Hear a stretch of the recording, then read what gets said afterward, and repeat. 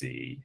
Yeah, welcome back. We have now completed all of our snow-on flights this year in Colorado, which is good because there's not much snowpack left to measure. Yeah, we did our 2 sets of flights in all the basins we were planning to. So we have an exciting day today to go over those results, both from the ASO side and then the WRF hydro forecasting side, which the water plan grant sponsored WRF hydro forecasting for each basin that we did ASO flights this year. So we got a lot of good info from that. And then we'll also hear from stakeholders and researchers that have already used this data this season, and then what they continue to plan to do with it this summer. And then Paige will give an update on what to continue to expect from CASM this summer and fall and next year. So with that, I'll hand it over to Jeff to start kicking us off with going over the results. And this is pretty conversational, so if you have any questions or comments, please chime in at any time or put them in the chat.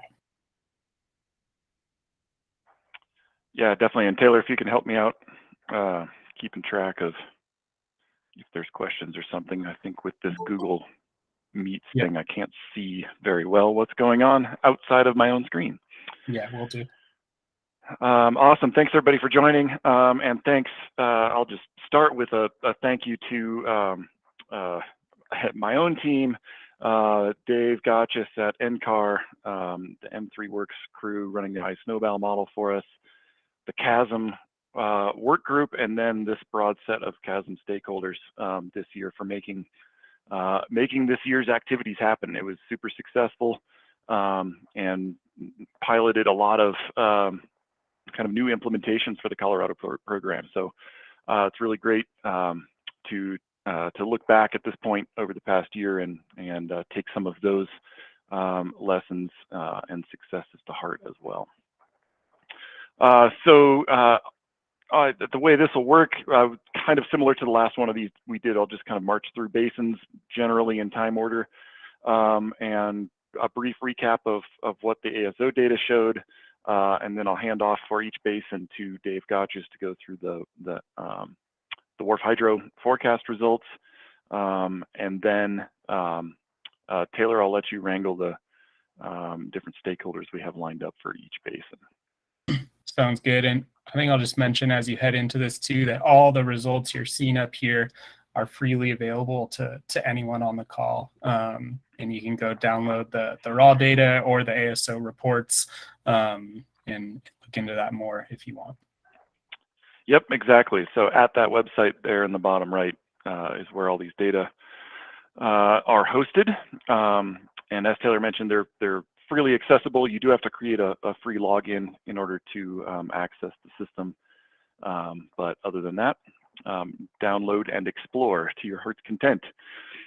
So the flights that we conducted this year, water year 2022, we flew the Dolores and Conejos Rivers on the same day each time, April 15th and May 10th for those. And the flight coordination generally prioritized those basins time-wise, mainly because the snowpack was lowest and the melt most advanced in the southern San Juans compared to the rest of the state.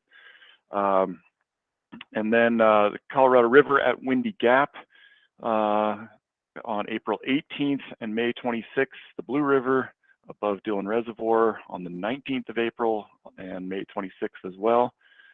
We had 2 planes flying those basins on May 26th. That was the first time we've had both planes operating in Colorado on the same day.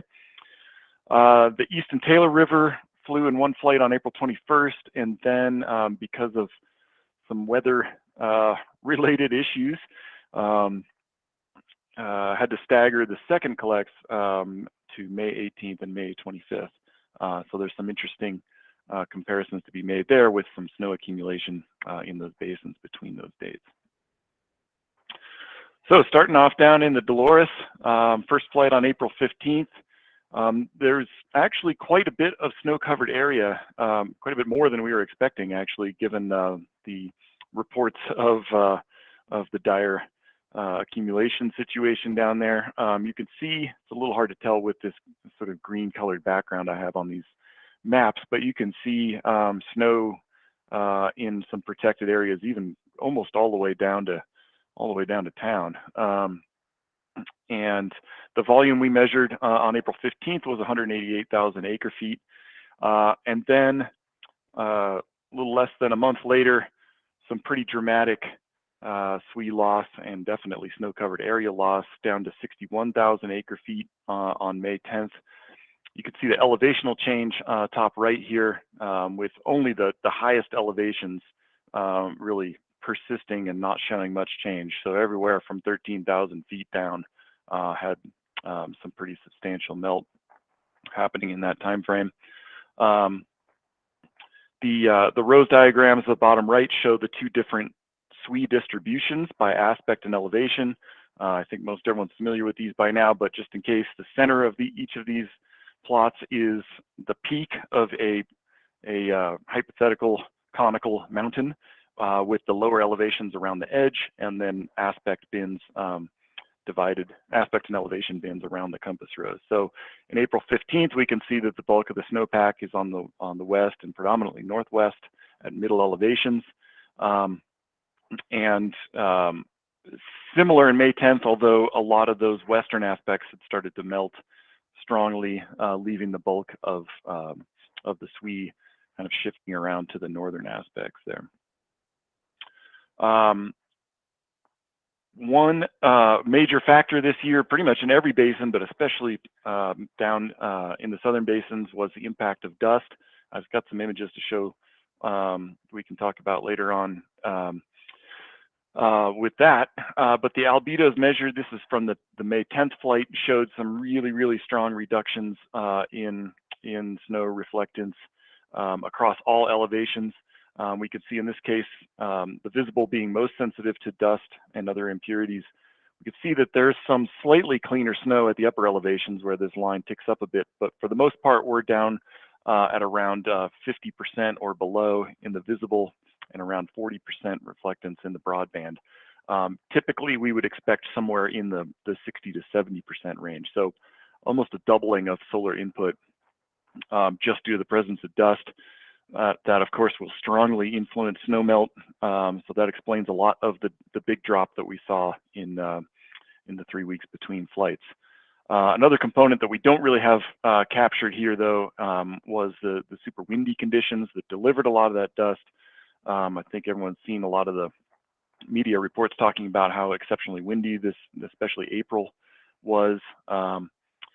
In the snow energy balance components, solar radiation and therefore albedo is the big dog in the room, but the effective air temperature is multiplied by wind speed. So if it's calm out but quite warm, the air temperature is not really doing much to melt snow. It's almost all solar at that point. But if you crank up the wind speeds to 30, 40, 50 miles an hour, the impact of air temperature goes up logarithmically. So the combination of those two this year really drove a lot of the snow melt. Hey, Jeff, I might have missed this, but are both sets of flights on that albedo chart? This is just 10th of May. I don't have the Gotcha. original, the first flight on yet. Gotcha. We got new spectrometers this year, which are super awesome instruments. They were delivered late, right as we were getting into our first, just before we got into our first round of flights. So we had the data collection was active, but not our processing pipeline yet. So we have those data. We're working back through them now and expect to have the first flight albedo products out probably within the next week, actually. So we'll make sure to send an update out when those are posted. Here's some sample snow tells in the basin with the two red vertical lines showing our two flight dates. Really love the combination of ASO spatial data with the temporally continuous snowtail data. The combination of those two, I think, is really a powerful way to be characterizing our basin water contents. So you can see in most cases, we were melted out at a lot of these snowtails by the second flight. Black Mesa is kind of the outlier, I think kind of always, maybe Ken can speak to that. where it tends to accumulate a lot of snow and then persist, a pretty high elevation, relatively flat plateau up there on Black Mesa.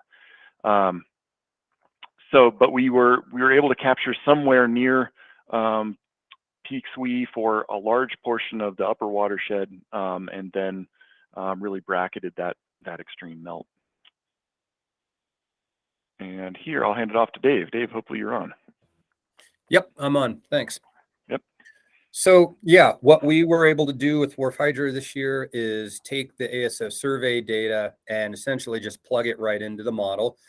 We used an assimilation method called direct insertion. We've gone over this before. It's not exceptionally sophisticated. We're essentially just swapping out the snowpack at that time as opposed to doing some other assimilation methodologies. And so that does have an impact. The assimilation methodology can have an impact. What we saw in the Dolores was some reasonably consistent forecasts until the very late part of the season in terms of the total water production off the snowpack, likely owing to some of the factors that Jeff already mentioned with snowpack ablation. We've got some dates tagged here, and just basically what we're doing is we're just highlighting the values that came out of the model with the ASO assimilation. I've also plugged in here the NRCS numbers that were put in. Things tended to move in general in the same direction, although you'll see some differences between those numbers.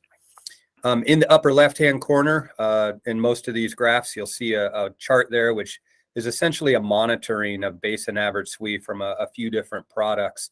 And essentially, it's the green line that picks up about partway through the season, which is the Wharf Hydro analysis of snowpack with the ASO data assimilated into it.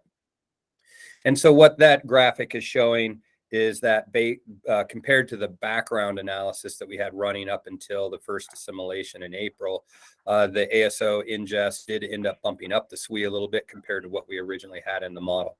The forecasts you can see there, kind of tagged in an abbreviated format. I've gone ahead and put all the forecasts for today in this April through July timeframe. I know there's different stakeholders with different periods of forecast needs, but for the sake of consistency, all of these are April through July. And these are 50% exceedance values off of an ensemble, which is about a 20-member ensemble. So from the April 15th forecast, the forecast got adjusted to 155,000 acre feet. After the May assimilation, that ended up coming down a little bit to 151,000 acre feet. And then we've seen a much steeper decline in the total forecast values. I've just updated these forecasts as of June 1st.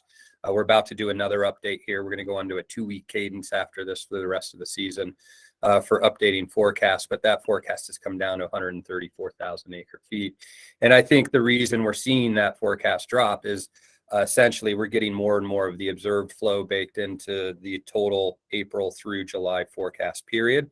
And the observed flows are just not exactly what was coming off. And of course, the reasons for that, Jeff mentioned some of it related to the snowpack, maybe getting a little more sublimation as opposed to melt and runoff. Plus, we're also keeping an eye on soil moisture values, as we've shown in past presentations, to look at antecedent conditions and how the watersheds have wetted up and are draining back out. So that's it for the Dolores on that, Jeff. Awesome. I think we'll move to talk to our stakeholders down there. Gus has a good point, and it has continued to be fairly dry down there.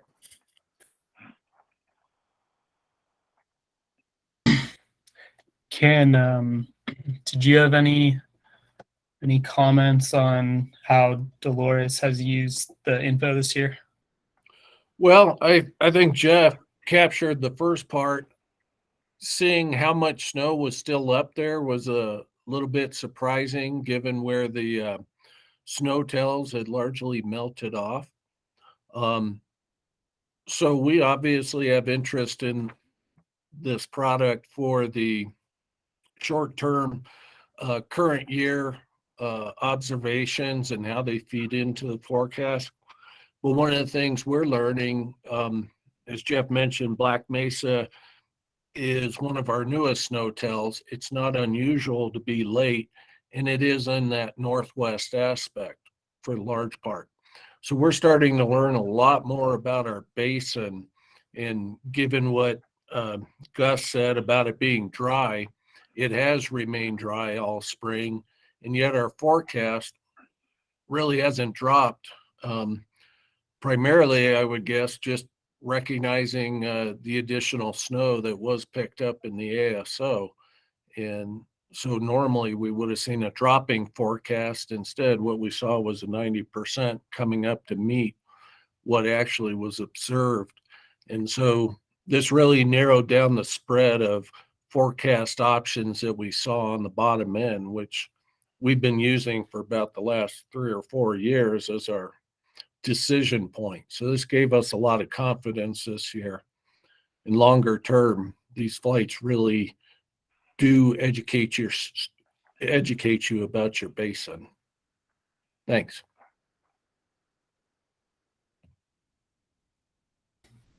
Awesome. Thanks, Ken. And I don't think Susan was able to join today, so could probably head on to the next basin. Okay. Unless anyone from either the NRCS or either of the RFCs have anything to add for the Dolores Basin.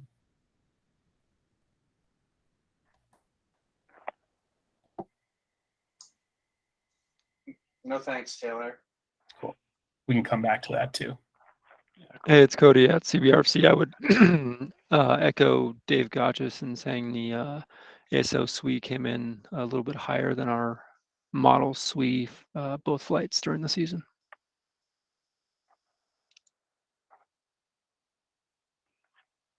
Cool. And thanks again, Cody, for your real-time update experiment this year. It's been interesting to watch as well. So, all right, I'll move over to the Conejos. Pretty similar story in the Conejos as with the Dolores, and not just because we flew them on the same dates. On April 15th, the full basin SWE we measured was 169,000 acre feet, and we've got a couple sub-basins that or mainly one, the Platora Reservoir inflow that we break out. And it's kind of interesting to watch the two different portions of the basin evolve through the springtime. And by May 10th, again, pretty strong melt. Most of the snowpack in this case is retreated or is only left up in the highest elevations in the wilderness area, down to 60,000 acre feet on May 10th. So, 110,000 acre feet of melt in just those 3.5 weeks. And again, the same processes with a ton of dust. I remember seeing some dust events with a big plume out of New Mexico lined up right on the Conejos this spring before this flight. So we kind of knew it was coming. Again, really strong melt at especially the middle elevations.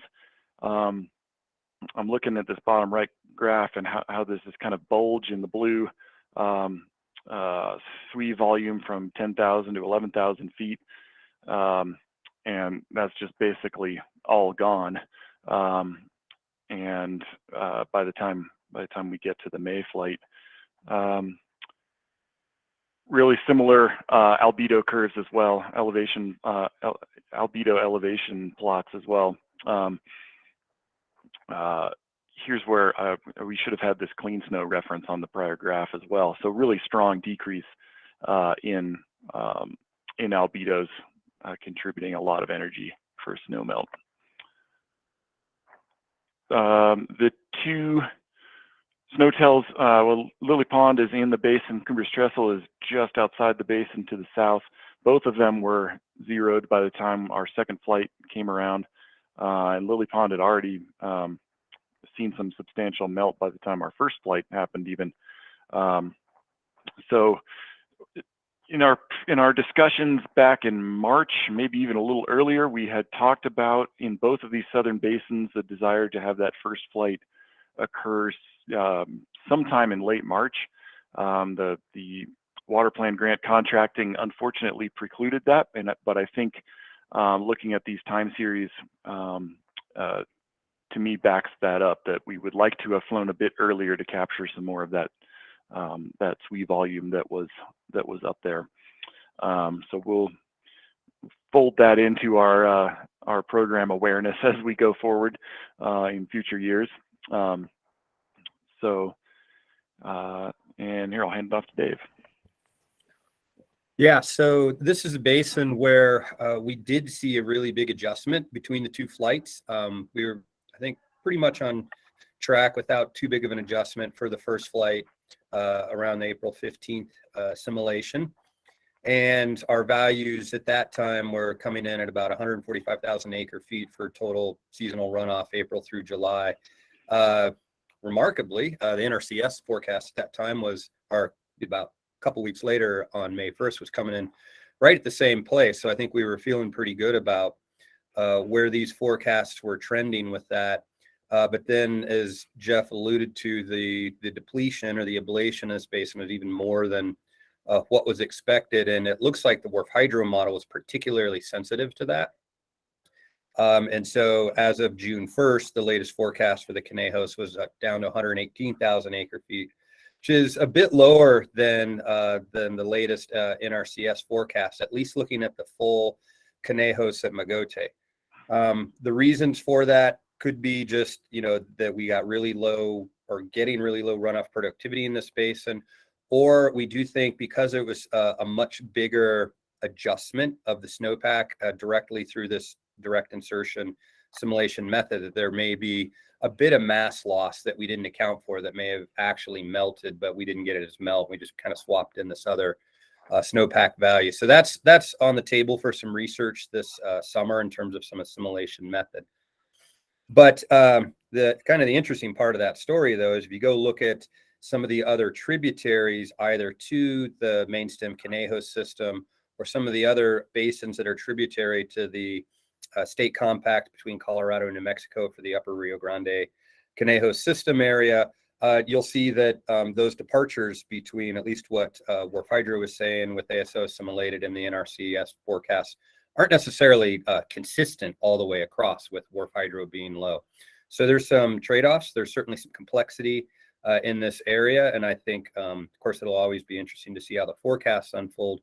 But as Jeff said, I think it speaks to some of the observational challenges in these areas, and of course translating that into forecasts, especially in a year like this where things were behaving in some pretty interesting ways from the ablation side of things.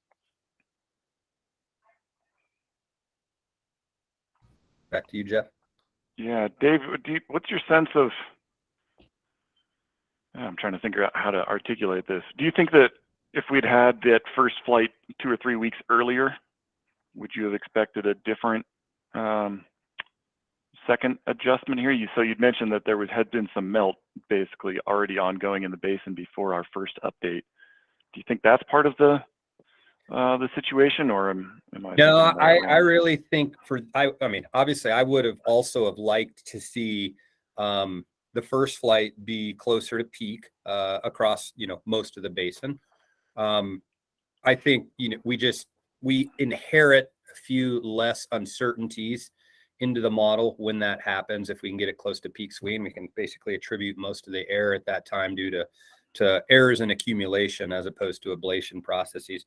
But I think for this year, it was really sort of the dramatic depletion that happened between the two flights, and really, where did that snowpack go? Is it going to end up coming out in the rivers, or did a lot of it actually end up did a significant fraction of it end up sublimating away? And I think that just remains to be seen how these forecasts pan out, particularly in some of the different areas as well. Right. Okay. Thanks. Taylor, I think you said that Craig was unable to make the call today. Yeah, Craig Cotton was unable to make the call. I'll just see real quick, is anyone else on the call from this basin that wants to chime in? If not, we can move on, but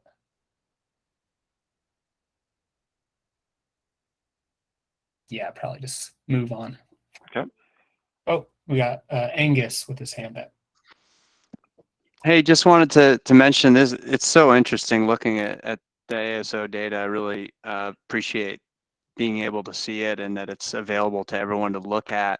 I don't know, I was going to ask, and maybe there's not people in the basin who would have done this, but I was curious to see if anyone has actually looked at, you know, like the snowpack loss versus what we actually had for runoff at this or the other basins. I think that going forward and with additional years of data, it's going to be real interesting to see kind of this efficiency piece. And not that that solves it all, because like Dave mentioned, like, hey, it could be sublimating, it could be, you know, being stored in groundwater or soil moisture in ways that our models, you know, aren't necessarily completely in tune with. And just to bring up that, you know, there's obviously other important factors beyond just having our snowpack reading perfect to getting to a forecast.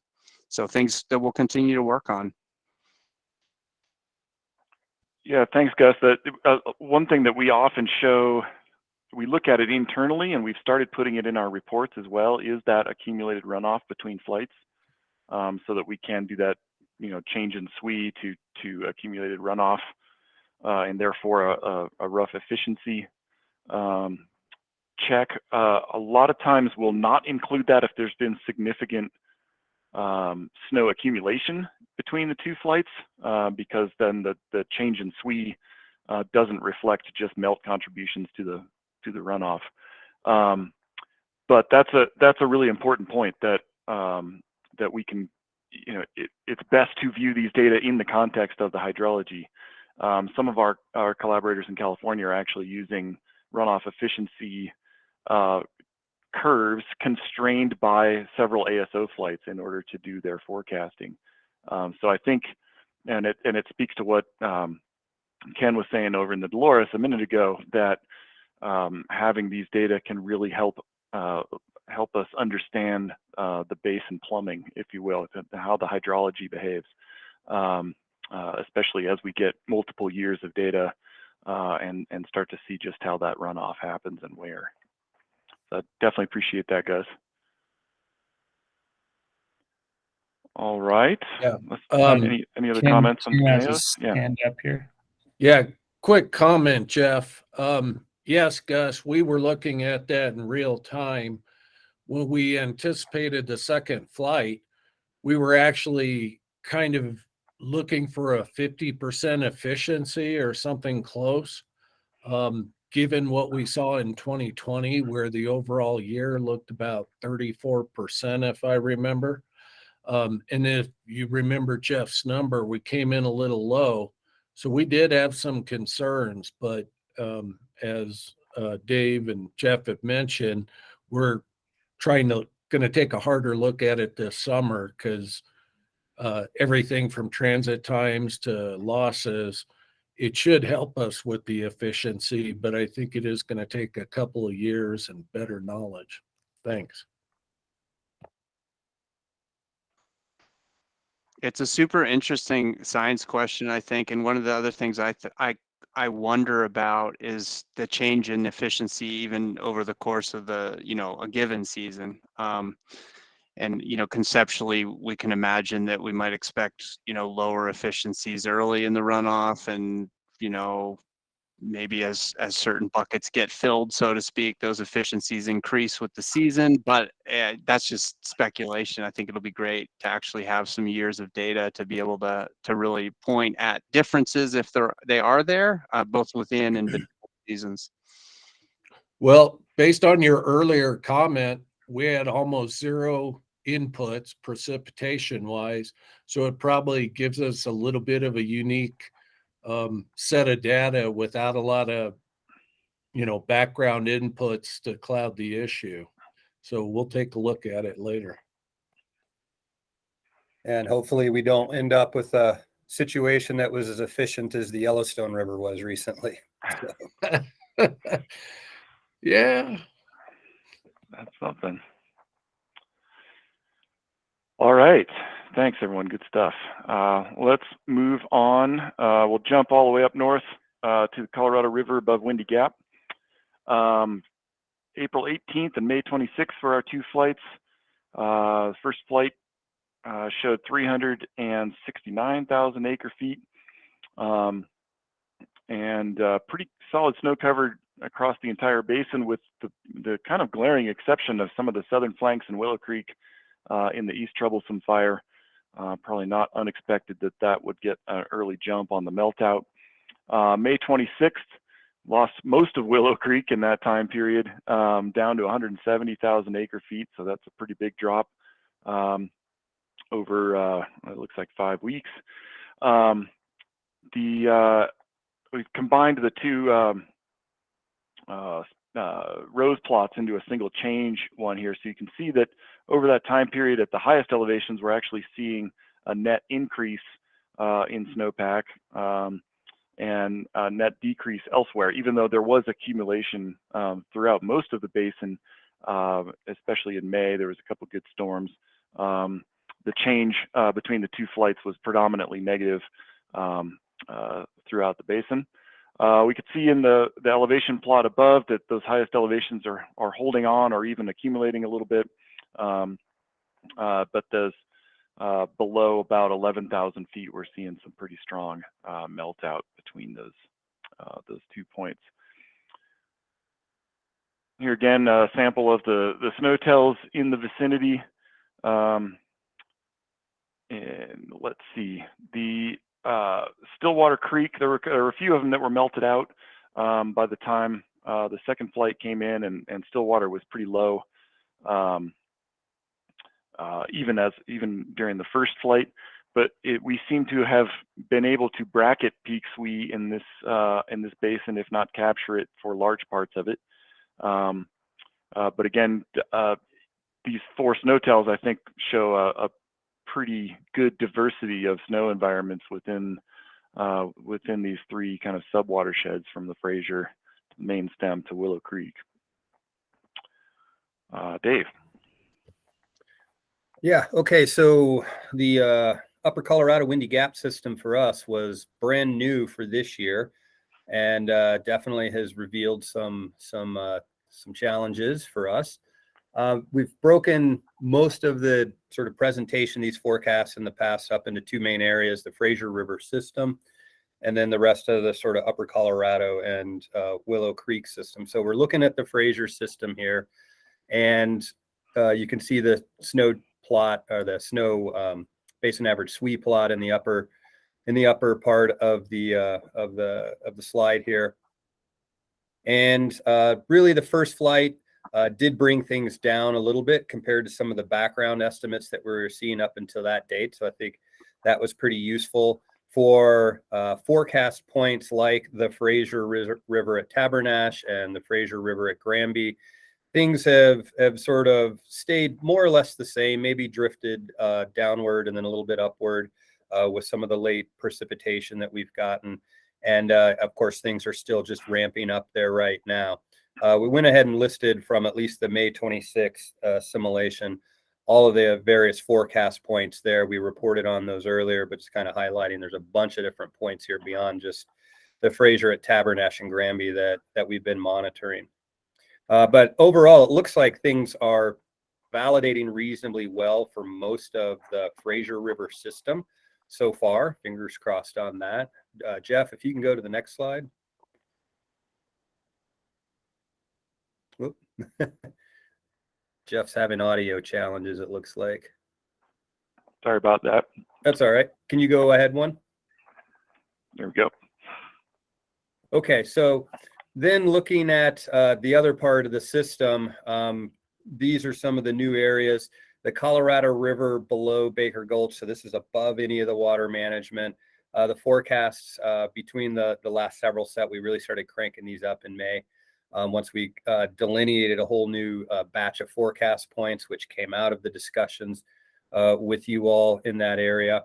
But things have maintained fairly similar in that area for the Colorado River at Baker Gulch. We're looking at about 37 to 37,500 acre feet. The challenges that we've had have been both to the Willow Creek Reservoir inflow and to Lake Granby.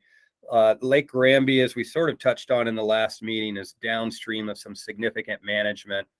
And I think the model is just not handling the representation of those upstream reservoirs there. And we're coming in quite a bit lower than some of the other forecasts from either Northern Water or CBRFC there. So I would say at this point in time, because we're downstream of those features, the model's not able to really capture that. We need to look the inflows into those upper reservoirs to get a cleaner picture.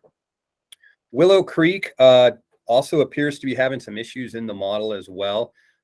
We have been able to monitor the stream flow coming down that system, but there seems to be a break in our network topology, which we wouldn't have really discovered going into this project until we started doing these operations. And so there's a bit of work left to capture that. It's basically the reservoir was receiving just a fraction of what was kind of coming down that river system, and that usually points to a topology issue that we really couldn't see until big flows started rolling in. And as has been commented on earlier, Jeff mentioned, Willow Creek did melt out fairly early with respect to this region. I think we saw peak flows around May 12th or 13th or something like that in that system. And so we've just sort of, and thanks to Emily for digging in and kind of raising the issues on these two systems, that they seem to be a little out of whack. So we've got a little bit more work to do in these particular basins, but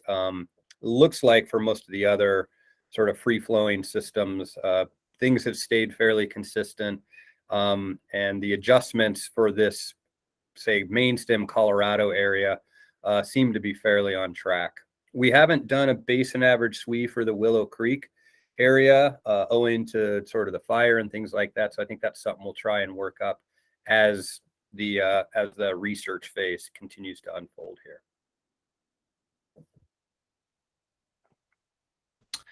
Great, thanks, Jeff and Dave. Emily, did you want to chime in from Northern's perspective on these flights? Sure, yeah, thanks. And yeah, thanks to everyone for working on this. I know it's the first year working on these basins, so there's a lot of work going into this. And yeah, for the Willow Creek Basin, I think we all had trouble forecasting that basin this year. There's just way more runoff than we expected, but I think there might be multiple things going on in that NCAR forecast is what it sounds like. So yeah, looking forward to working on those more. So we were excited this year. I'm from Northern Water, by the way. I don't think I said that before, but we're excited to get our first flights in the Upper Colorado headwaters this year. The Granby and Willow Creek basins provide the majority of the supply for the Colorado Big Thompson project. And the snow in these basins is really essential for planning our reservoir operations and for deciding how much water to allocate to water users. And the Fraser Basin is also helpful to us because it's essential to the Windy Gap project. So that basin is also helpful for operating our Windy Gap and Granby reservoirs. This year's ASO data gave us a good starting point, and we're currently working on incorporating the ASO data into our forecasting processes, and like we talked about, working on improving the NCAR forecasts and refining these forecasts for the future. We're learning more about our runoff efficiency, as the other basins have said. As a very basic starting point, both the Granby and Willow Creek inflow basins and the decrease in snowpack between the two flights was about equal to the runoff that we saw between those two flights, but that includes both significant additional precipitation and melt. So, we'll look into that some more, but it's the data is helpful for us to keep understanding more about our basins. We're also interested to keep looking at the ASO data regarding fire impacts. Like Jeff and people were saying, the ASO data showed that the snow melted faster in the East Troublesome burn scar, and It'll also be interesting to see if we can see some difference in the albedo data in that area as well. Our May flight was right after some fresh snow, so it might not be apparent in that data, but maybe it will be from our April flight.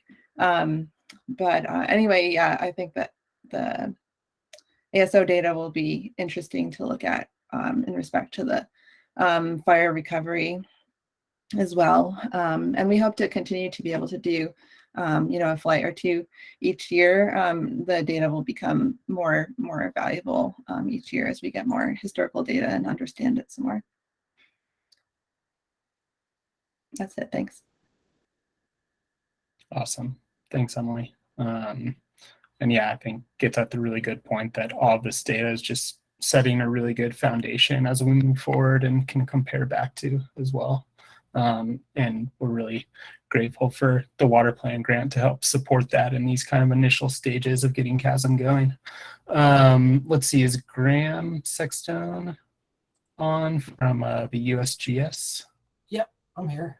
Do you want to chime in on plans you have for the data? Yeah, thanks, Taylor. Yeah, so I'm Graham Sexton with the USGS Colorado Water Science Center, and I don't have too much to kind of report today. I'm leading some research efforts, kind of largely focused on snow research in this region in the Upper Colorado domain here. And we have a lot of plans for how we're hoping to use this ASO data set. And I guess I can just briefly speak to some of those plans, but don't have any results to really share at this point. I'd say we're really keen on this ASO data from an evaluation standpoint and kind of validation data set for different efforts we have. And one of the biggest efforts we're running is kind of trying to develop some, real fine resolution snow modeling activities where we're, trying to run a snow model at a 30-meter spatial resolution. And I think this ASO data set will be really important for kind of evaluating our model, seeing, where it performs well, where it doesn't, and kind of overall trying to kind of push that type of physically based modeling forward. And I think one of the things that really jumps out from these flights is just how the high elevation snow, really persisted between these two flights, as Jeff was showing, particularly, kind of the end of May flight showing a substantial volume of snow in alpine areas above tree line. And I think our modeling efforts are really focused on kind of improving the representation of snow in models in those regions. It's able to kind of, blow snow around and redistribute the snow and represent things like sublimation. So we're really keen on kind of keying in on that zone in our mountain and our snowpack.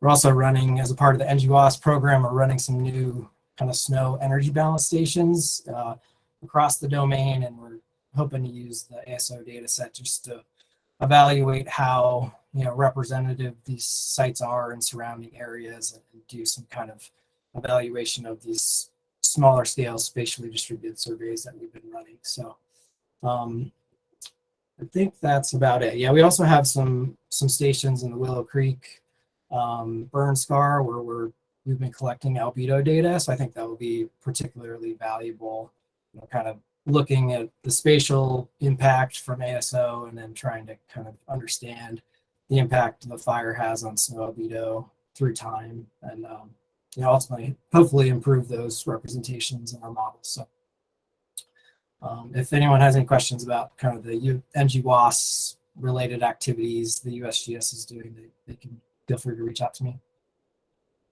Thanks. Awesome. Thanks, Graham. Jeff, I think we're good to move to the next basin. All righty.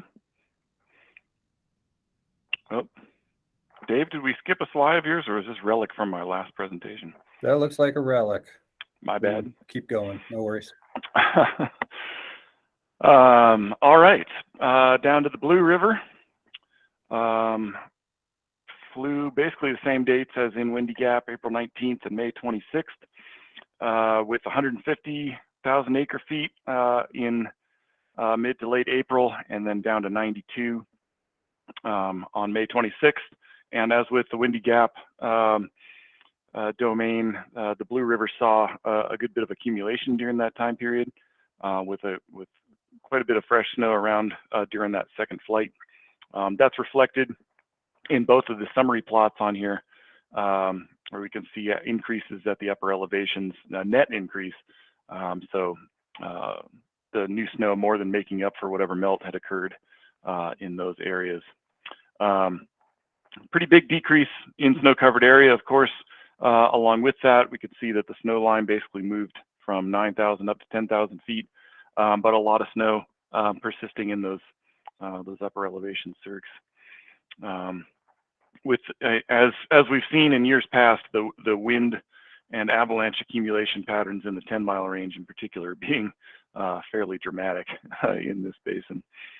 The 4 snowtail sites in the basin, all pretty similar elevations. Copper Mountain was probably in the greatest state of advanced melt, with Hoosier Pass and Grizzly Peak kind of hot on the heels. You could see the secondary peak in Swee there right just before our flight timing, second flight time. So I think from a capturing water volume standpoint, I think that was great to be able to delay the flight and then have a good weather window after that in order to capture that additional volume. The first flight was either at or just prior to peak Swee at each of these stations as well. Dave. Yeah, so Blue River system, this is our second year in the Blue River system. So I think we felt pretty decent moving into this year about what kind of performance we'd see. The first flight did bring things down quite a bit off of our background analysis. So I think that was really helpful in setting the stage.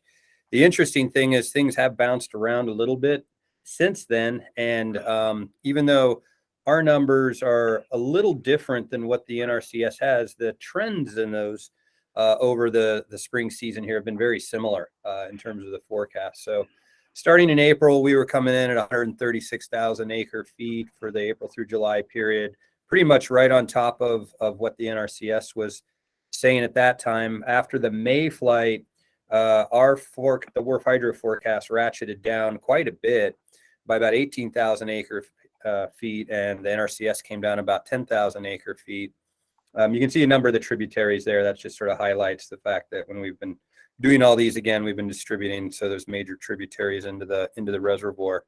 But when we've rerun the forecast as of the 1st of June, so just about a week or so from that last ASO flight, you can see both of the forecasts, the one from WRF Hydro and the NRCS, pop back up just a little bit. WRF Hydro about 10,000 acre feet up, and the NRCS forecast about 7,000 acre feet up. So even though there's a little bit of difference in these, they've tracked pretty well together in terms of their trends over time. And I think so far we've seen things validating reasonably well in this space. And of course, we'd like to tighten these up as time goes on. But I think for year 2 in the Blue River system, this has been informative, and we're getting I guess more confidence with how the model's performing and how the assimilations are shifting the forecasts around a bit. Great, thanks, Dave and Jeff. I can speak to how this data has been used this season. Normally Nathan Elderwood, who's our manager of raw water supply at Denver Water, but he couldn't make the call, but I got some notes from him to pass along. Jeff, could you go back to the snowtail slide? I think that's a really useful slide to tell the story this year. So basically leading up to that, so we hit peak Swee and then we see the melt, and then there was that storm, that accumulation that happened sort of mid-melt. Leading up to that storm, the conversation was leaning towards potentially going on drought watch, which essentially puts our customers on notice that drought restrictions could be coming into play later this summer, and also has implications for how we run our system. And so that was kind of the talk leading up to that storm.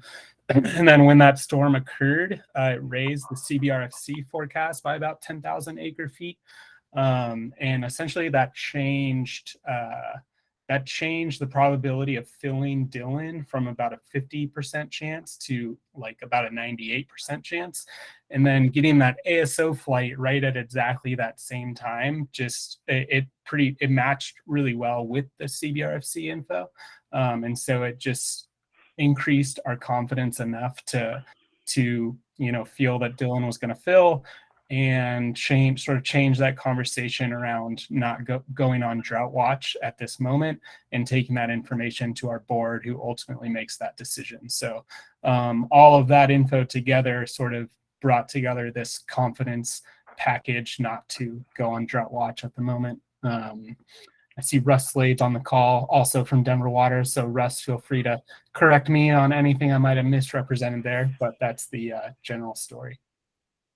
Yep, no, I think you got it, Tyler. Thank you. Yep, thanks, Russ. Let's see. Yeah, I think that's all I have for now on that.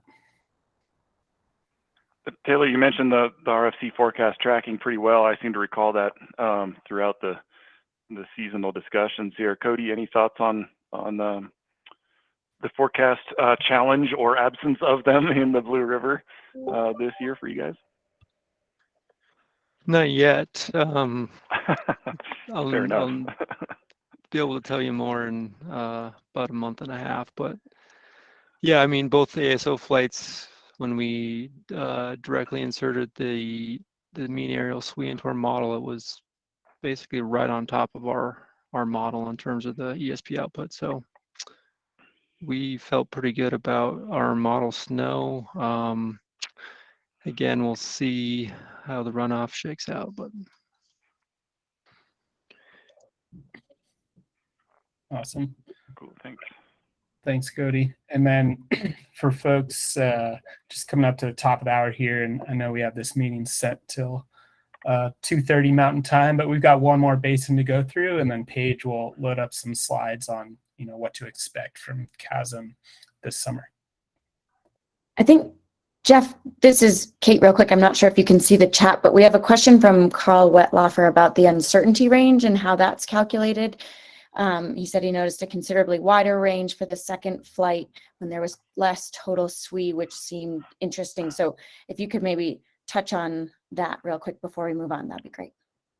Yeah, great call, and thanks. I cannot see the chat in my current window, so thank you.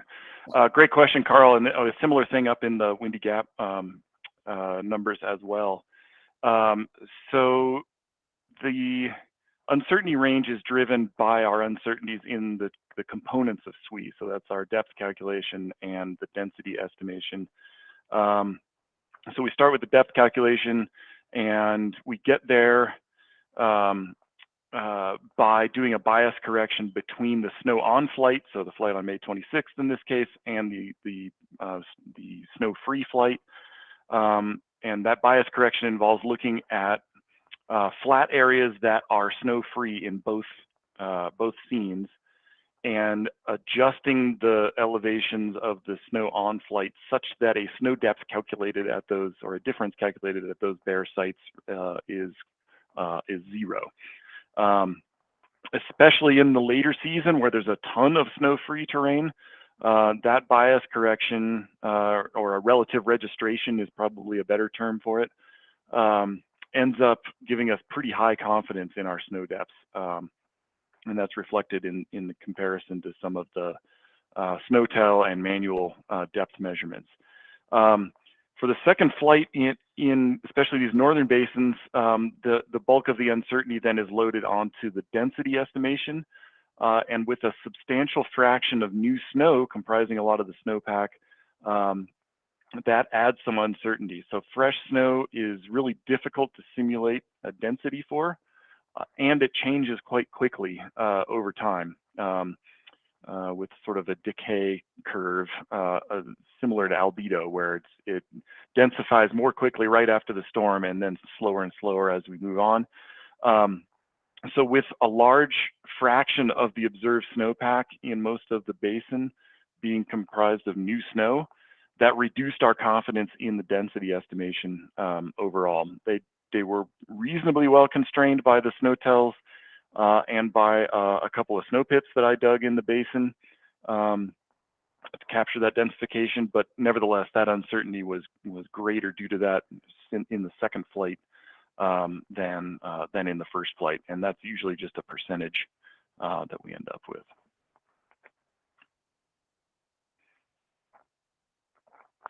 Hopefully that captures it.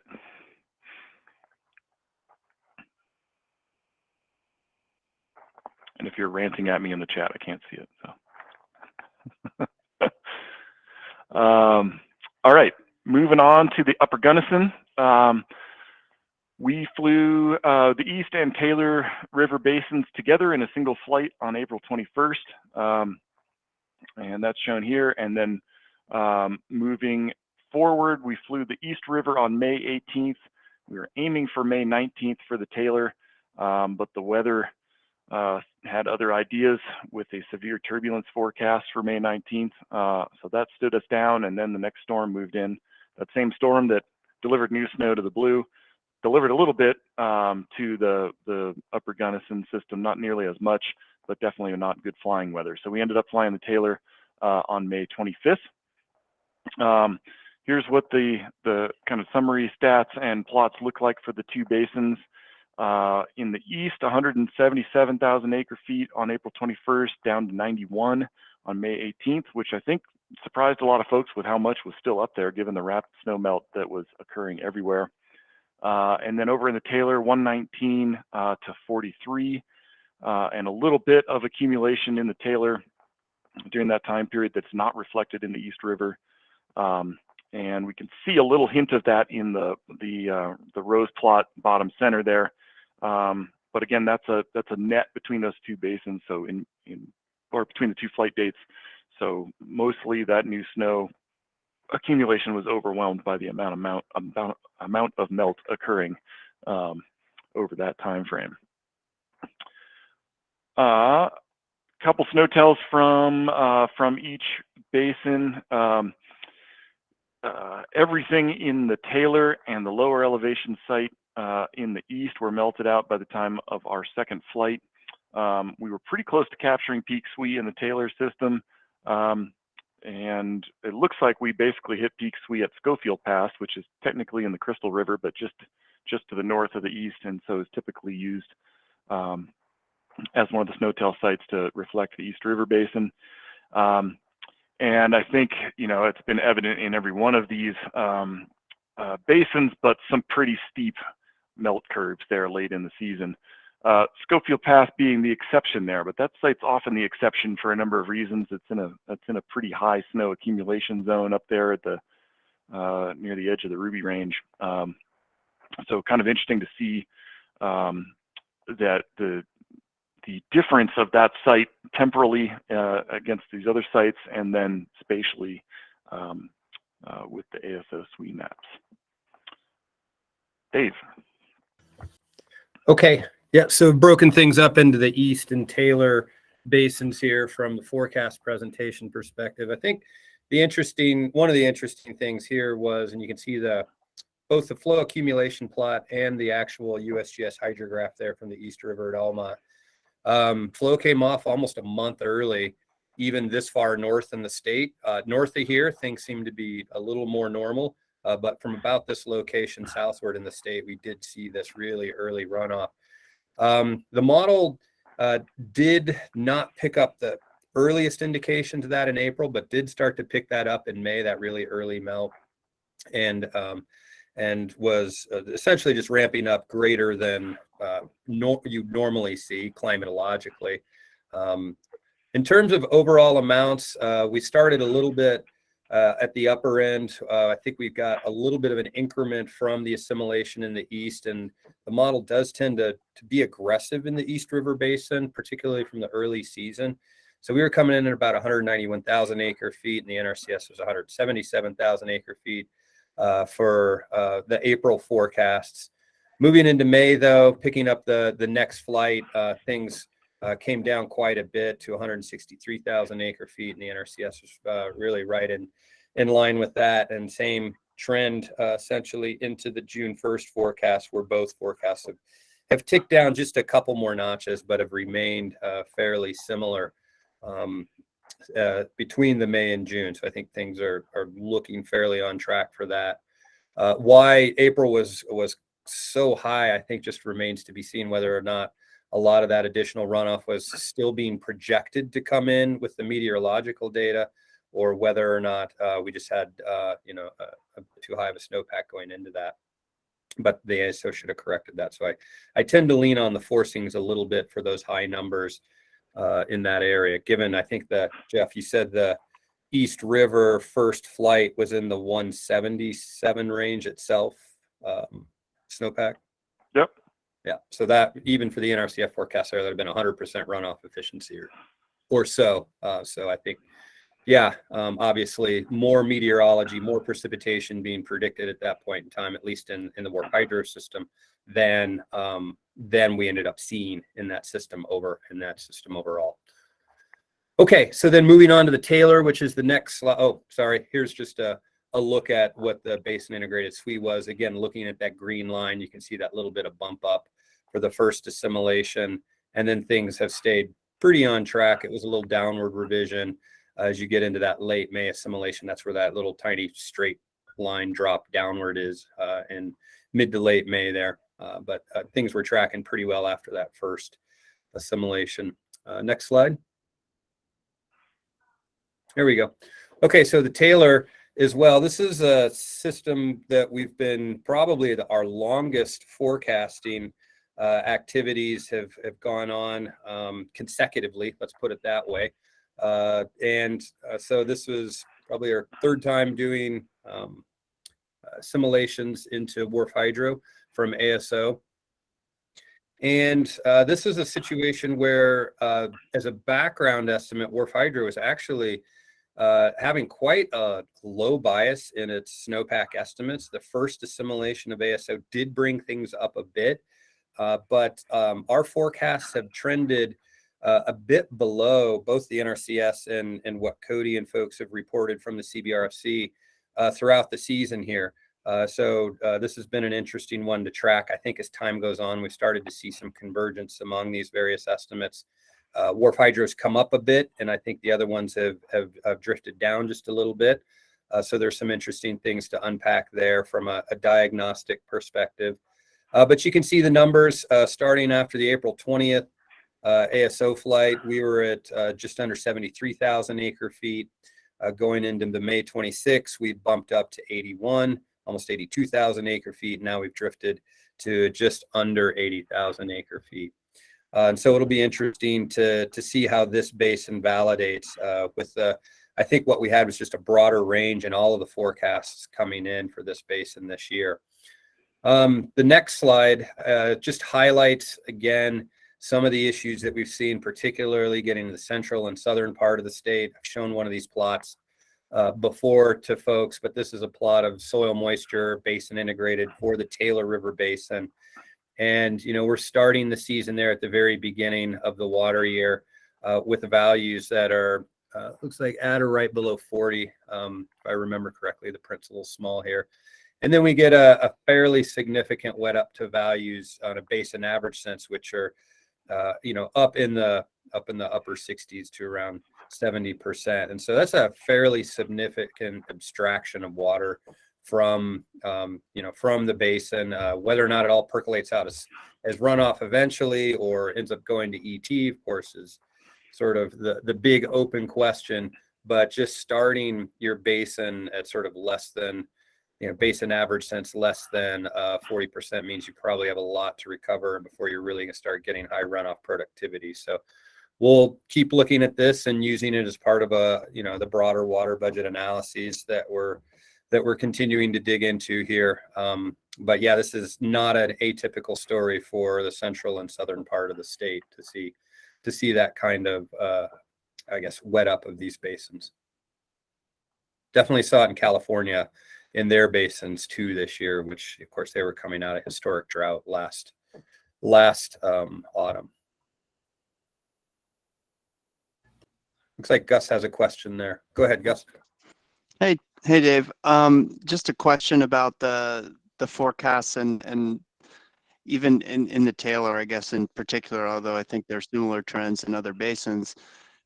We're comparing the 50% exceedance values. I just quickly was curious to compare the 90 and 10% exceedance values, and they're consistently much tighter, I say, on the wharf hydro than what the NRCS has published. I'm just wondering if you had any thoughts or comments about that. Yeah, I think it's probably a smaller sample size, which may be contributing to that. You know, I haven't really unpacked that. And as the season wears on, our uncertainty bands tend to collapse, I think, a little too fast compared to what one might think, particularly as we get into areas that get more and more monsoon dominated. So yeah, I don't have an exact answer for you because I haven't compared the different numbers myself, but I think it's an interesting observation. And at least from the wharf hydro bands being a bit narrow, it's something I've noticed too, particularly as we get into June and July. Right. I wonder if it's similar to sort of the RFC ESP under dispersion issue where we're not really considering model error per se. It's more just climatological description. It's probably related to that too, I'm guessing. That is a good point. These ensemble members, the only differentiator in any of these ensemble members is forcing data, is the historical sampling of forcing data. So yeah, if we're talking about inflating uncertainty through, you know, model parameter uncertainty and stuff like that, definitely you're exactly right. Okay, thank you, sir. Mm-hmm. Great, thanks, Dave. And I believe Ken Williams is on the call. Also, I see Sonia Chavez, if you'd like to chime in at all. And just a quick time note, we'll need to get to Paige's slides pretty quick here, so if you can keep it pretty high level. But we'd love to hear from what you plan to do with this data. Sure, I'll speak to this from my perspective as a scientific researcher, not a water manager. Either Sonia or Bev can comment on how they're planning on utilizing data. For us, there's two areas that are really pretty exciting and interesting. One is the repeated, year upon year observation that the Ruby Range, so focusing on the East River watershed that Jeff was presenting, that northwestern corner is just snowpack central, right? I mean, that range has the ability to grab snow from storms having a variety of different trajectories. What's fascinating about that is that from a relatively qualitative perspective, we'll be moving into something that's much more quantitative. But from a qualitative perspective, river discharge within the Slate River above Coal Creek don't seem to reflect that magnitude of snow as compared to the main stem East River when you average for similar basin size. So it's really still quite a wonder to us, an open research question as to what's happening to that extensive snowpack that feeds the headwaters of the Slate. Is it going preferentially into groundwater recharge? And does that crosswalk against the unique geologic bedrock properties in that part of the watershed? Is sublimation there a significant loss term relative to the main stem of the East River? So again, it's just a really nice and very powerful data set to start allowing us to look at these confounding factors that link link snowpack to stream flow, but importantly, snowpack to stream flow to groundwater recharge. So super excited about that. On the right-hand side of the image that you're seeing within the Taylor, Jeff sort of glanced over this pretty briefly, if at all, and that's a smaller subdomain that we're quite interested in. You can see in the upper right-hand corner, he's defined Lottis Creek. We were able to catch a little accounting error and revise our SWE volumes for Lottis Creek during the peak SWE April 21st flight.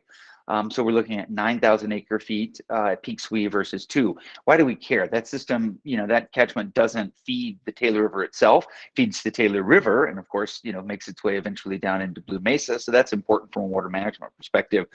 But we're interested from a research perspective in Lottis Creek because it's literally the bullseye, ground zero for active land management being proposed and pursued by the Forest Service within that specific drainage to impose a large amount of both commercial and non-commercial timber sales, so mechanical thinning, but critically important, stand replacing prescribed wildfire. And so having this time series of airborne snow observatory data in advance of all of that active land management from the Forest Service will allow us in much more controlled sense as compared to, say, natural wildfires in the Big Thompson, but to have a controlled experiment, natural field experiment that utilizes the airborne snow observatory data pre and post active land management to look at and explore consequences of land management on water quantity and water quality. So super exciting data sets. We're really looking forward to digging into them from a scientific perspective. That's all from me. Thanks, Ken. Sonia, I see you're unmuted. Did you want to chime in with anything? Yeah, no, Ken did a great job. I think the only thing I'd add is just last week we had our Taylor Local Users Group meeting, and they did note that they thought that, talking about anecdotally where they're seeing the snowpack hanging on, they did say that they felt like Willow Creek was holding a fair bit of snow compared to some of the other subwatersheds up there.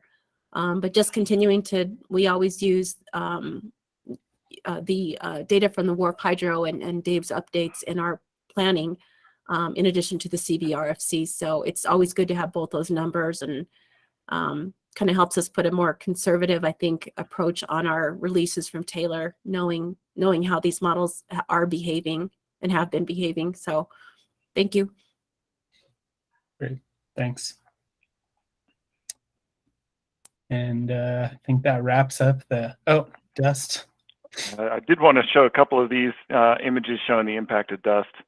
This is from the upper East River on 21st of April. Some of you have probably seen some of these before, but really a pretty dirty year for the snowpack this year.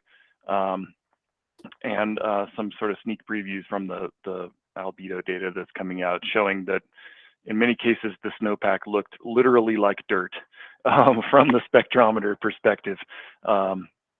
So really adding into that the energy balance terms that I was discussing earlier on. So I will hand it over to Paige here.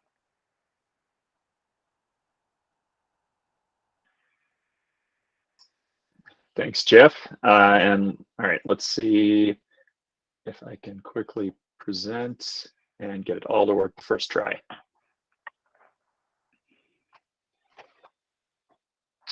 All right, you guys can see my title slide? Yep. Cool. All right, well, yeah, so I just, we only have 15 minutes left, but I wanted to go through kind of where we are with the program now, and kind of what the next year looks like, and how we sort of wrap up this last year. And, as Jeff pointed out, and we really couldn't have done this without the constant involvement by all of you guys at these meetings, actually applying this data and coming up with sort of creative applications for it for your own uses, and to really just improve your water management. I am excited, Ken, I am really excited to hear about your potential to map sort of pre and post land management activities with ASO. I think that's the kind of thing that, I don't know how many people were expecting it to be a thing that this program could help understand. But here we are, and it's a useful result. So real quick, probably the biggest lift that's going to happen this summer are a series of snow-free flights. As we pointed out a couple of times in previous calls, there is occasionally the ability to use existing LiDAR data to fly to create the snow-free data sets required to do the snow surveys by ASO. But as we found through most of this year, that the data is just not up to snuff, and it's almost as much work to get it organized as it is to just fly them again. So the sort of the lighter tan basins are all going to get snow-free flights this year during the summer. And at that point, everything that's brown or tan here will be available to potentially fly funding dependent next spring. So this is sort of a big step towards build out of this program. Obviously, there's more places that need to be that could still stand the coverage, but we're getting to a pretty good amount of statewide snowpack coverage just with this year's push. And any future grants we apply for will include further expansion of the snow-free work. The report that we keep mentioning that is not quite done yet. It's been shared widely within the CASM group, and I've gotten quite a few comments back. We're in the process of finalizing it and should have it done by the end of the month. We're going to share it widely once it's completed with this group and with the various people at the state, with a separate executive summary and FAQ to go along with it. The report's pretty big, so for people who just want a bite-sized piece, we're going to share the executive summary and just sort of overview as a separate document. Yeah, comments are actively being incorporated, and we'll use this report as the foundation to support future funding efforts and generally defend this program to the CWCB, who continuously expresses an interest in this becoming a program that they host and manage, with CASM supporting it through the involvement of these stakeholders, of you all stakeholders. So reports coming, check your email, and yeah, more on that soon. In terms of the other activities this summer, there's kind of two main ones. The first is what we're calling these decision support improvement sessions that fit with our CASM vision number 1, which is improving water management through the widespread deployment of ASO flights and forecasts. So what we'd like to do is use a session, and we don't exactly have a venue for this yet. Water Congress is one possibility, but that's not confirmed. To basically have a way for stakeholders of various different entities and sizes to kind of come together and understand how this data can be useful to you. The components of this include a fact-finding survey sometime during the summer to understand sort of utility of ASO as well as your interest in participating in these sessions. We're going to develop some specific scenarios on how to apply these data and forecasts, and then actually conduct some of these sessions.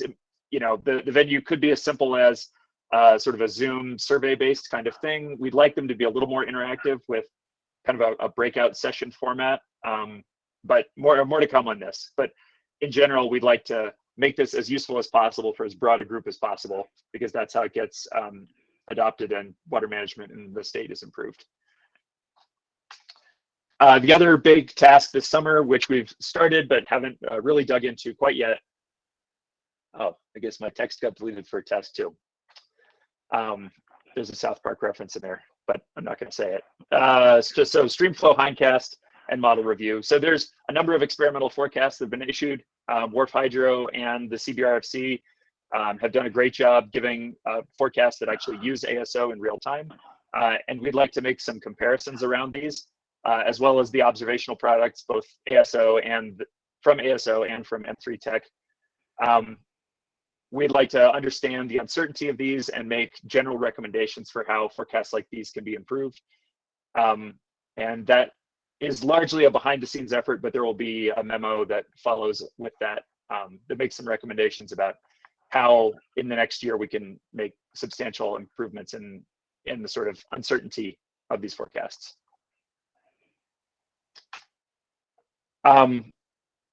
Just a quick update on the governance side. So the CASM vision number 3 is around governance and structure, which is just to say that the program should be managed in an equitable way and managed top down enough that you all feel like you're getting a fair shake when it comes to how flights are apportioned.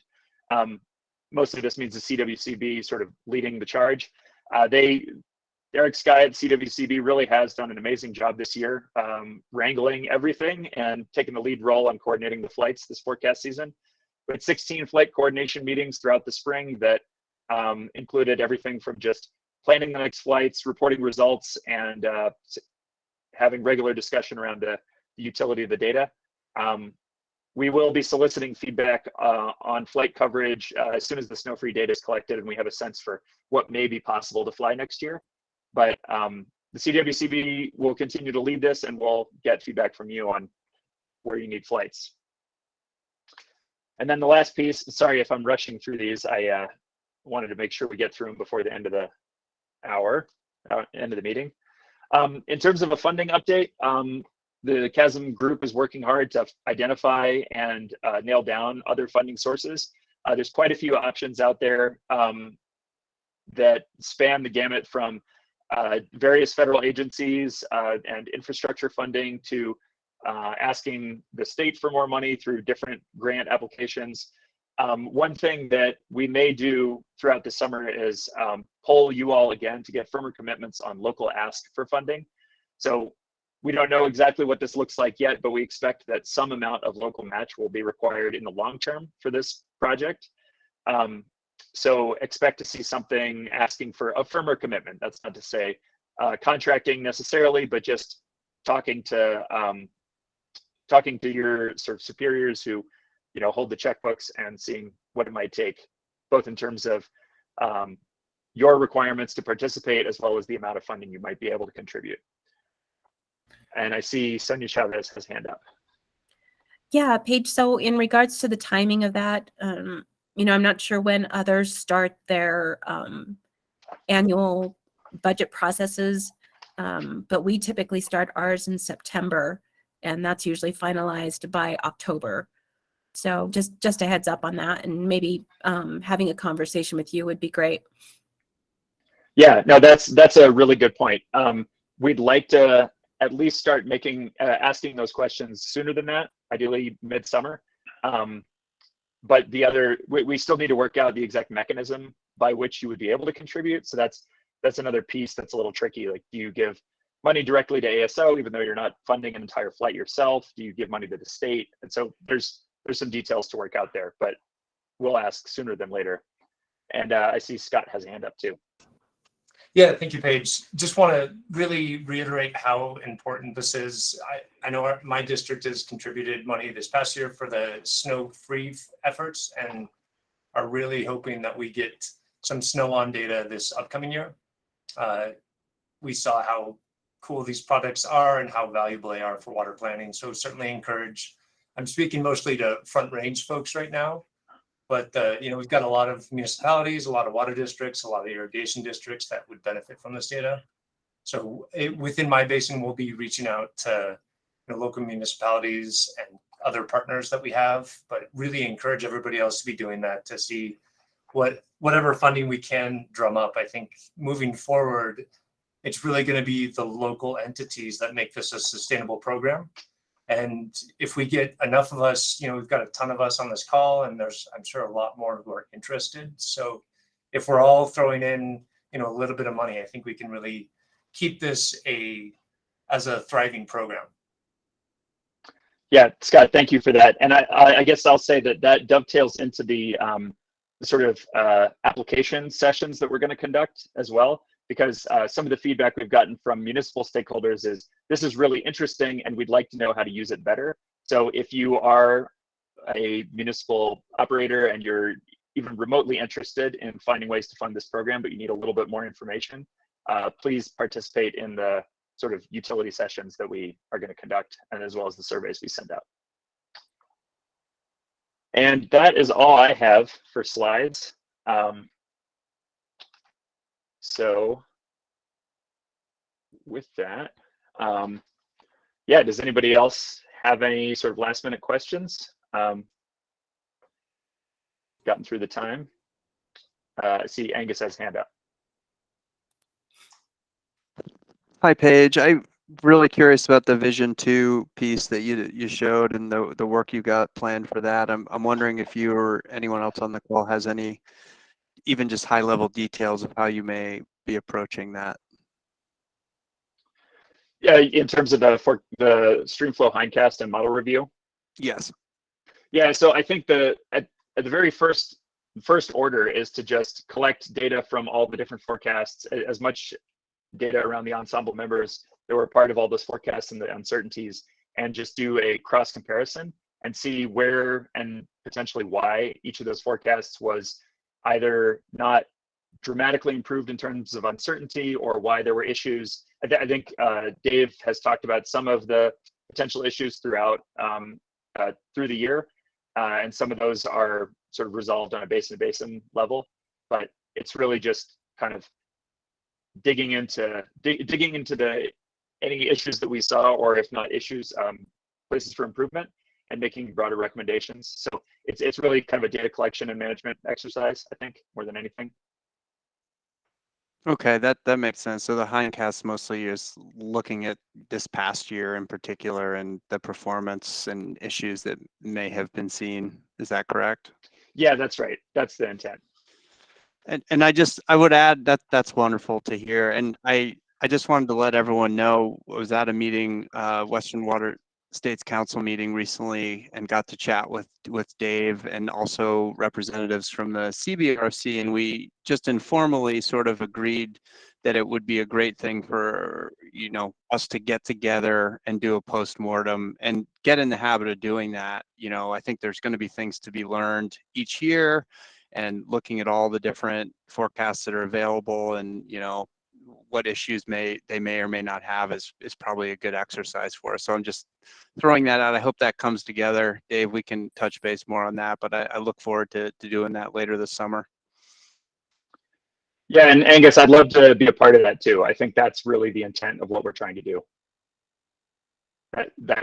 We have funding to do exactly what you just described. So okay, we'd like to dig into it. Yeah, I was wondering actually if this group would be perfect for sort of being the framework for actually having that happen on a repeating basis. So yeah, I'm certainly open to however it is most likely to happen and be productive. Yeah, I mean, to put it in terms of some of the questions that we've heard from potential funding partners, they want to know why this program shows, like, why should this program exist? And the sort of first order answer is because it improves stream flow forecasts. And we give, there are a lot of secondary benefits, but if we can show dramatically improved or reduced uncertainty in stream flow forecasts, that's something that's very valuable. And taking the steps to formally address that has to be part of this program to really keep it moving. One thing I'll note along these lines is that and this is advertisement for the ASO workshop coming up week of September 12th. We're still developing the program for that right now, but one component of that, and this is thanks in part to some discussion and suggestion from Gus after last year's workshop, is that we intend to have a modeling workshop as a part of that bigger workshop. Maybe we should call it something other than workshop. A modeling session to discuss a lot of these particular issues. So I'm really looking forward to that as a component of that broader meeting. We will have a hybrid format, so I'd encourage as many of you to get to Mammoth Lakes, California for that meeting as possible, but if you can't, then there will be a virtual option as well. And I think I saw one more hand up. Sonia, I see your hand up. Sorry, just one more thing, just thinking in terms of the broader applicability of the snow-free data, the LiDAR data. There are times that we look at our basin and there are areas where we're like, God, we wish we had LiDAR data in some of these other areas, because you can use it for so many other things. I think that's also a selling point for the program and could potentially bring in more partners. So just looking forward to those conversations as well. Yeah, that's great. Thank you. Yeah, I'd hang a lantern on that real quick. And I made some notes in the chat, right? There's some tremendous added value products associated with the snow-free data products. Jeff has generated some beautiful forest demographic information for our research efforts. Obviously, in kind of unforested areas, getting bare ground DEM estimates are really important for looking at topographic effects and controls on water flows. So yeah, don't sleep on all the extra added value coming out of the snow-free data sets, even though all of our focus is almost overwhelmingly on the snow on flights. Snow-free data is also really, really valuable and important. That's all.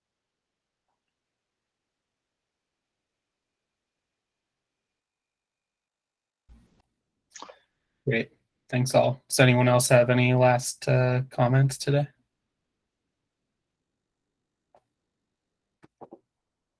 Cool.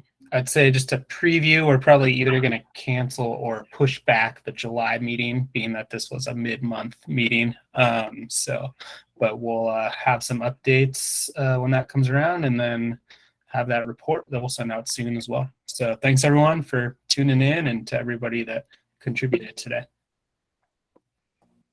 Thank you. Bye. Thanks, everybody. Thanks, Taylor. Thanks, everyone. Thank you so much. Thanks, guys. Great work.